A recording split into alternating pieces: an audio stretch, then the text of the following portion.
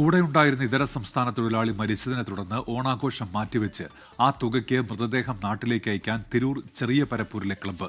പശ്ചിമബംഗാൾ സ്വദേശി സലീം ഭായിയുടെ മരണത്തെ തുടർന്ന് ഓണാഘോഷം മാറ്റിവെച്ചാണ് നാട് സ്നേഹ മാതൃക തീർത്തത്. മൃതദേഹം ഇന്ന് നാട്ടിലേക്ക് അയക്കും. കഴിഞ്ഞ ദിവസം നടത്തിയ നബിദിന ഘോഷയാത്രയിൽ സജീവമായിരുന്നു സലീം ഭായ്. പിന്നീട് നടക്കാനിരിക്കുന്ന ഓണാഘോഷത്തിലും ആദ്യാവസാനം ഉണ്ടാകേണ്ടയാൾ.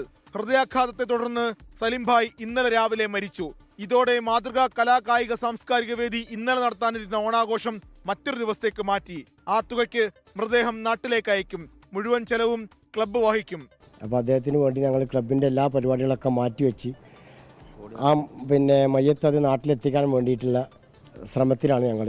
അതിനുവേണ്ട എല്ലാ എക്സ്പെൻസും ചെലവുകളൊക്കെ ഞങ്ങൾ ക്ലബ്ബ് ഭാരവാഹികളും യൂത്ത് കൂട്ടായ്മയൊക്കെ എടുത്തുകൊണ്ട് ഞങ്ങളത് നിറവേറ്റാൻ വേണ്ടി തീരുമാനിച്ചിട്ടുണ്ട്. 10 വർഷമായി സലീം ഭായ് തിരൂർ ചെറിയ പറപ്പൂരിൽ ജോലി ചെയ്യുന്നു. നാട്ടിലെല്ലാവർക്കും പ്രിയങ്കരനായിരുന്നു. നാടിന്റെ സ്നേഹം അനുഭവിക്കുന്നുവെന്ന് സലീമിന്റെ സുഹൃത്ത്. ഇവിടുത്തെ മലയാളി ആള് നല്ല ഉത്സാഹമാണ്, നല്ല സെറ്റപ്പായിട്ട് അങ്ങനെ കുറേ ഹെൽപ്പൊക്കെ ചെയ്തിരിക്കണേ.